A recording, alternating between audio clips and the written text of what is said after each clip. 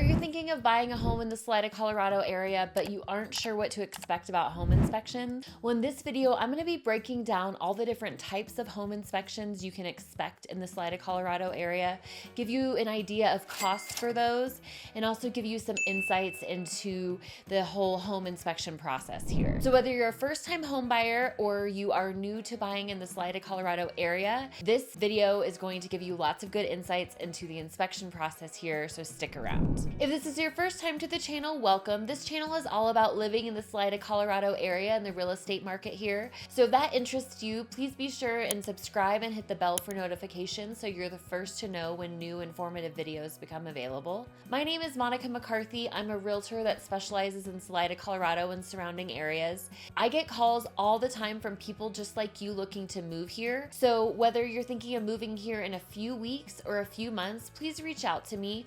All of my contact information is below. I'd be happy to schedule a time to chat with you and help you make a smooth transition to the Salida, Colorado area. Okay, first let's talk about when you're doing a home inspection. So the home inspection is done usually within the first few weeks that a property goes under contract. Now, you're going to want to do a home inspection. It is not required. It's just very highly recommended. This is probably one of the largest assets you will purchase. You're spending several hundreds of thousands of dollars on it. So it's worth spending a few hundred or more on home inspections so you can make sure that that asset is in good condition and know what you're getting into if it's not. So definitely recommend doing a home inspection. So when that would occur is when you put an offer on a property, your realtor will write in different deadlines for all of the different aspects of the transaction. And the big one is the inspection deadline. And so for me, I usually, depending on the circumstance and the buyer's ability and how competitive of a situation it is, I usually have my buyers have about a 2-week window to get their inspections done. And so that is the time frame to not only do that general inspection that I'll elaborate a little bit more on, but any other inspections that that house might need and get all of the information you can get on the property and then make decisions on what you want to do next. In Colorado, we actually have 3 important deadlines related to home inspections. You have your inspection termination deadline, your inspection objection deadline, and your inspection resolution deadline. So the inspection objection and termination deadline are usually the same day, and that is your time frame to either submit an inspection objection document where you are objecting to any issues related to the property. So say you do an inspection and there's an issue with the roof or there's an issue with the HVAC system or anything like that. That's your opportunity to ask for something related to what's going on with the property and submit that in a written document called the inspection objection. Or you can decide to terminate the contract by that inspection termination deadline. So that's your opportunity to do your due diligence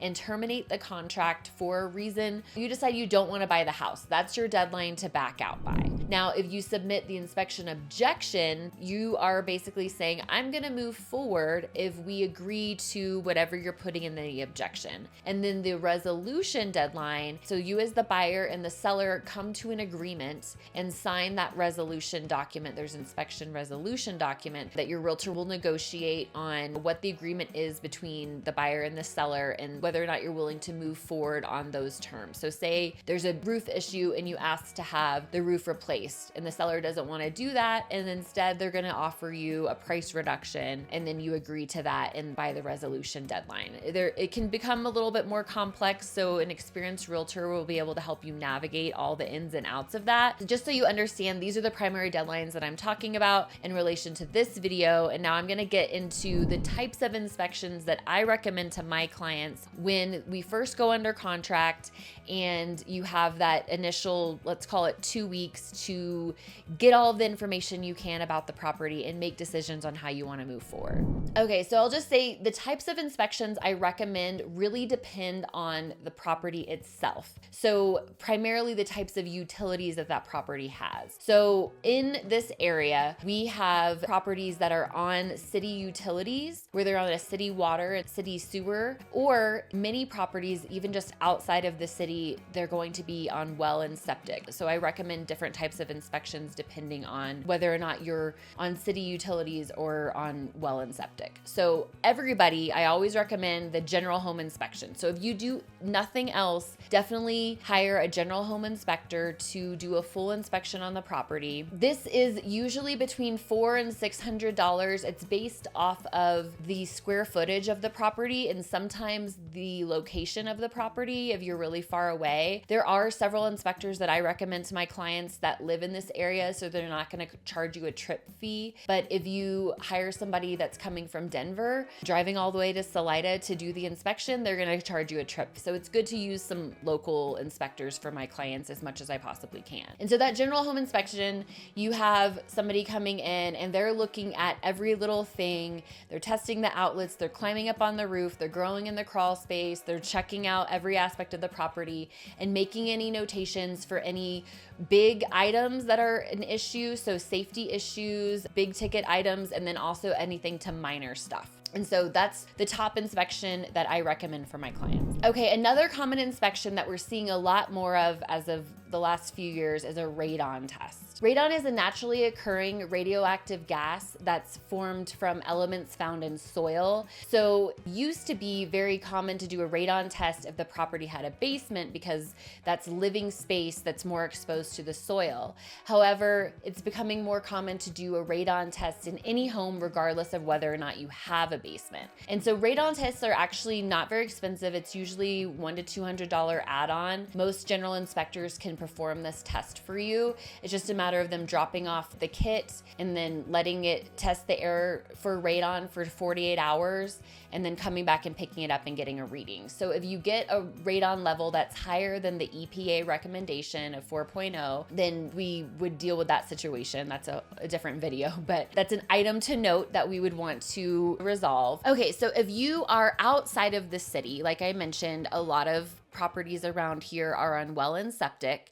So a septic tank, I do recommend a septic inspection on that. However, in order for somebody to do an inspection, they need to have the septic tank pump. And so I often negotiate for my clients to have the seller pump and inspect the septic tank by our inspection deadline. So that's just something that's pretty customary in this area for the seller to do that. And so sometimes sellers will negotiate that piece. I've seen where sellers will agree to pay for the pump and ask the buyer to pay for the inspection. But either way, you want to have an inspection done on the septic tank, and that's usually about $300 to $400. The pumping would be an additional several $100s. So that's another reason why to have the seller pump their own septic tank.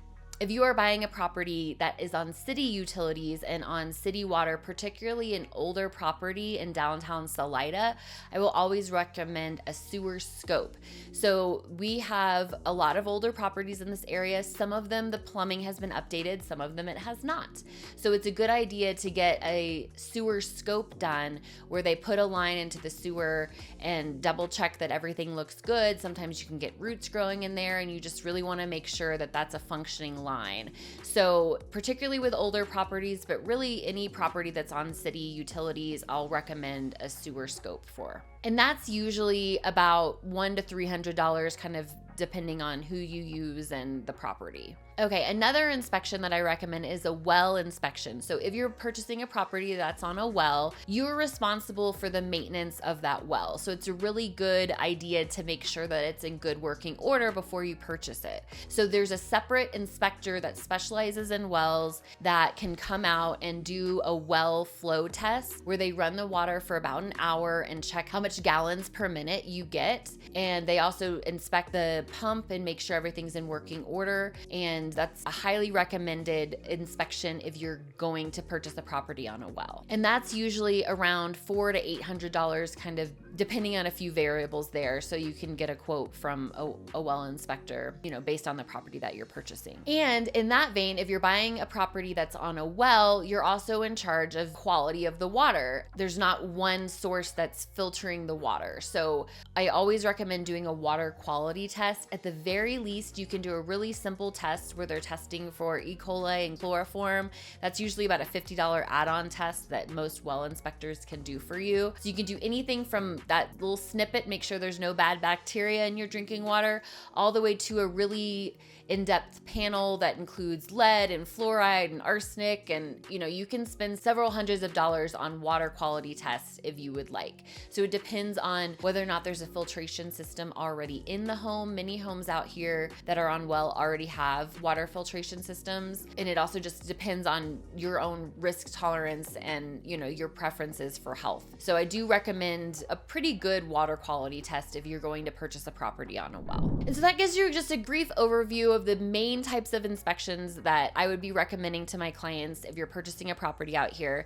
Now, once you get a general home inspection, sometimes bigger issues can come up that you might need to call in an expert to look into further. For example, if a structural matter comes up on the inspection, then the way to get that figured out might be a structural engineer, and that is somebody that you would have to pay to come out and look at the structure of the property. And that can be several $100s. That doesn't happen too often, but sometimes you might need to take that extra step. Sometimes if it's more of an issue with a service provider that might not charge, like say a roofer, you oftentimes can have a roofer assess a roof for free, knowing that you'll get them the business if the roof does need to be replaced or repaired. There's some service providers that you can get out without an additional cost, but some not. It really just depends on the issue. And so I can always help my clients figure out what are the best next steps with the items that come up on the inspection, and what's a good next step for you if you're purchasing the house. So ultimately, it's really important to get a home inspection on any property that you're purchasing anywhere, not just in Salida, Colorado, and to work with a realtor that understands the types of homes in your market so they can recommend the types of inspections that you need when you're purchasing a home. I recently had somebody ask, do I need a pest inspection? And they asked if they needed a termite inspection. There aren't termites out here, so that's not an inspection that you generally find out here. So it really depends on the area, on what type of inspections you need. So it really matters to work with a realtor that understands the geographic intricacies of the area that you're purchasing in when you're buying the house. If you have any questions about buying in the Salida, Colorado area, the real estate market here, or anything like that, please reach out to me. I'd be happy to chat with you more. I hope you found this helpful. Please share it with somebody that you think might also find this information helpful. And either way, I really appreciate your time. Thank you so much for watching.